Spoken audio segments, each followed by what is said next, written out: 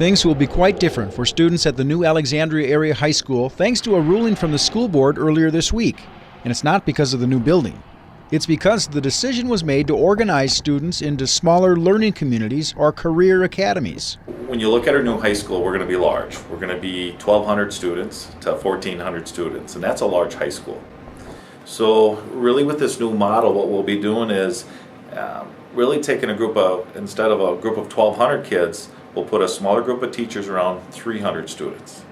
And with that smaller group of teachers, we can better know where their skills are, what their strengths are. We can build relationships with them over a longer period of time, and we can just help personalize that learning for them. Duenhager is among a host of people, both within the school district and throughout the community, who have studied the success of career academies run in the Nashville, Tennessee area. How many times have we heard kids say, "Why am I doing this? Why am I doing this math?" You know, and if we can bring the community in, much more problem-based learning or project-based learning,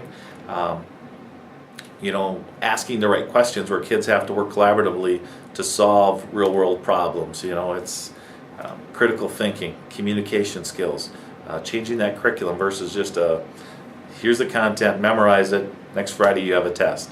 Rita Schulten is a teacher at the high school and is also part of the building leadership team. She explains how this type of learning differs. We traveled to Nashville in December to see how theirs works, and what they do is they have academies that are created with a particular career path in mind, and then the classes, the teachers work together within that path. So you might have a project-based learning going on where you have a health career being planned, and so in the science classes they're creating things to inform the public.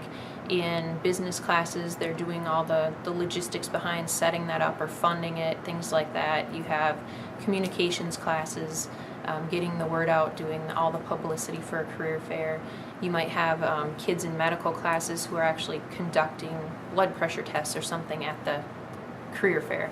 And so you have these certain points during the year where the teachers who are related within the career path are working together kind of on some similar projects, and then the other times within their individual classrooms they're working to meet all the normal standards but also connect it to that particular pathway.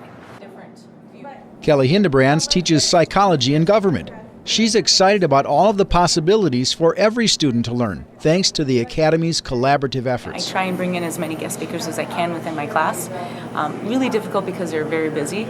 So offering kids opportunities to understand what can a career in government or a career in psychology, or if not even that, just offering these options to so many other kids that may not take the course and know really what they can do with it, but those opportunities to go out in the community and see, oh, this is where psychology would be a good background to have, or some of the things I learned in psychology I applied now to my job, or a mentorship that I was a part of, or any number of opportunities. So I think just the number of opportunities that are going to be available, as well as the community partnerships, I think that's the biggest part too.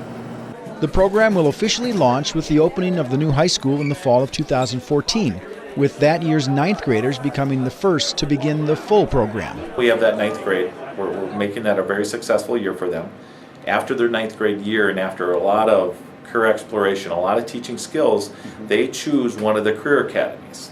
There are a lot of details to be worked out as far as determining some of the criteria for choosing an academy, what to do if a student changes their mind mid-program, and the like.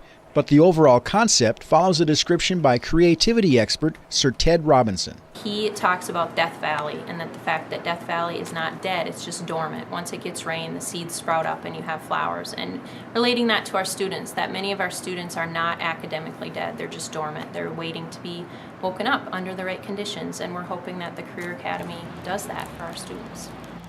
For the Voice of Alexandria, I'm Joe Korkowski.